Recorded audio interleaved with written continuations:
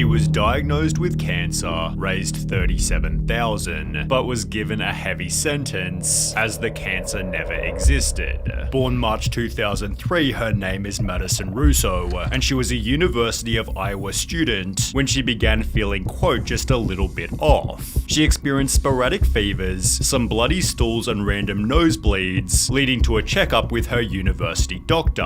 On the 10th of February 2022, at the age of only 19, Maddie was given a diagnosis she never could have predicted. I got the call from my oncologist and they found a mass on my pancreas, and I had stage 2 pancreatic cancer at just 19 years old. Out of 25 different cancers, pancreatic has the lowest chance of survival. The 5-year outlook of survival is a slim 11%. However, this initial announcement video was already somewhat suspicious. She kept on looking to the left like she was reading off a script, which would be a pretty strange approach to talking about a life experience. It's her looking at her script for me. Perhaps she wrote it out to keep her words concise, but also how she was diagnosed didn't sound right. You don't just have an oncologist. It takes weeks, months. You have to find one that specializes in the kind of cancer you have. These red flags were clearly overlooked, as Maddie was featured by her local news, in which she'd stand by her original story.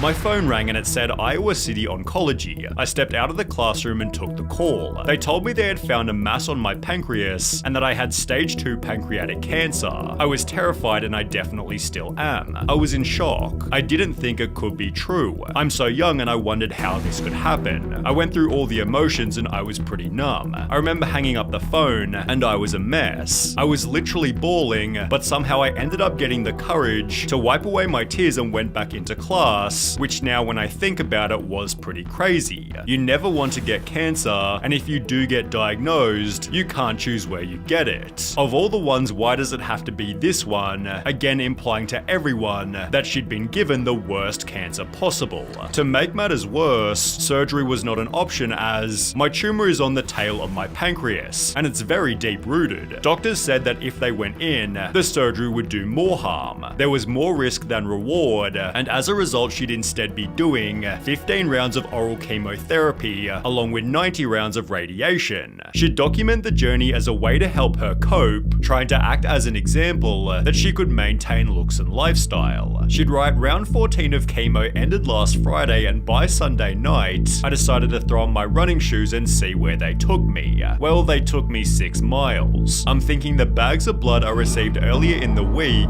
fueled this one and made me speedy, although to a person with leukemia named Anna Tower, this was again very strange. She wrote, when I saw Maddie's post about her going for a run, she looked pretty. She had all her hair and was strong enough to go running, a run I was missing since my diagnosis. So there I was sitting on the couch, looking at that post and asking myself, what was I doing wrong? Why was I bald, weak, and couldn't even think about walking, let alone running? Walking to the car to get to the hospital was a challenge. I was thinking I did something wrong, or maybe that I was not strong enough, passively implying Maddie's appearance was also highly suspicious. People began to ask, how do you have chemo and keep all that beautiful hair? To which she'd post the following video. How I am keeping my hair during treatment with chemo and radiation. My mom found this.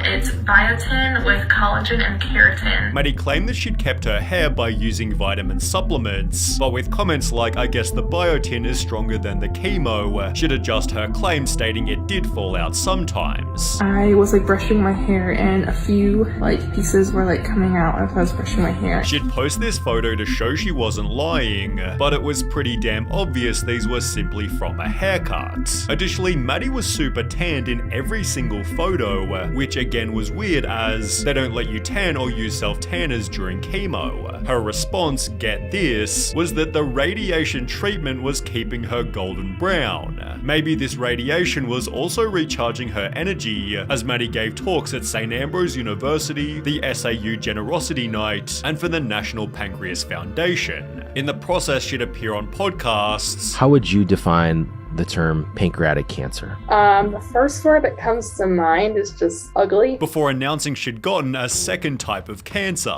It is with heartbreak and shock that I share the news that my cancer has spread to my blood and is acute lymphoblastic leukemia on top of my original diagnosis of pancreatic cancer. She'd therefore update her GoFundMe, writing Maddie's cancer has been progressively getting worse and has spread all over her body, including throughout her blood and also on her spine. She's tried everything and given it her all. Chemo, radiation, and other methods have no longer helped. As a result, donations flooded in, totaling $37,800. Maddie's close family friend Peggy Ohl, whose husband died of pancreatic cancer, also sent Maddie a whole package of support materials, including $500 in gift cards. To keep the money rolling in, Maddie befriended a fellow cancer patient named Charlie, who passed away in October 22, leading Maddie to make the following post. This just absolutely breaks my heart. Charlie and I would text each other daily, talking about all the ups and downs of both our battles with cancer, and she was seriously just a sweet, genuine soul. We were the same age, lived within minutes of each other, and could relate to each other 100%. Sadly, it seemed Maddie's cancer was also getting worse, as she'd post a compilation showing everything she'd been through.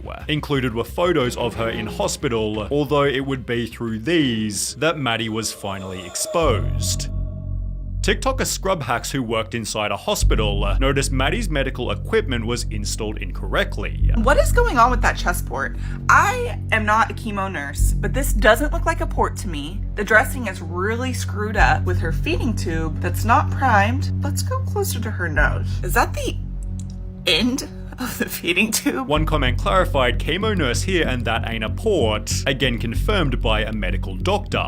So you can see that the actual positioning of the port per se is not accurate. Also, the way that it's secured, the type of tape that's used is not the same clinical tape that we would use in the hospital. Compare Maddie's port to that of Anna Tower, and the difference is almost comical. And I don't know if you've ever seen a cancer port. They're not usually this sloppy. But the equipment problems didn't end there. There's nothing in that bag. This would be where the nutrition would be. And if she was actually being fed via feeding tube, this tube would be full of this white liquid. There's nothing in that, so she would just be pumping air into her stomach. Other photos featured the same inaccuracies. Here's another one. No substances in the tubing. And her port is still messy. Also, do you see that right there? That little purple spot? Yeah, that's supposed to be down in her stomach. All of which were taken not inside a hospital, but instead her own apartment. Every other photo was simply found on Google. This is a picture she posted. That is a European outlet. This picture is from Google. Except for some other extremely shameful posts. This picture alone should put her in jail. She took this picture, drained from chemo era. This was on her TikTok. Somebody reverse image searched it and found an actual person with cancer. She literally stole this photo. Maddie took photos of actual cancer patients and posted them to her TikTok as if they were her own. Well, as a result, police received a report that Russo had taken money and donations from more than 439 donors, leading to a warrant to search the Bettendorf apartment of Madison Marie Russo. There, police found a brown paper bag with medical supplies, an IV pole with a feeding pump filled with cotton balls, 2 boxes of transparent dressing and a wig, plus a brand new 2023 Kia Sportage purchased with her GoFundMe money. Police then searched Maddie's medical records, taken from Genesis Trinity, which showed that although Russo was a patient, she was never treated for any cancers or tumors. Police therefore froze her bank account, and Maddie was arrested. 6 months later, Maddie appeared in court, making the wild claim that she had a broken family, and faking cancer was her strategy to bring them back together.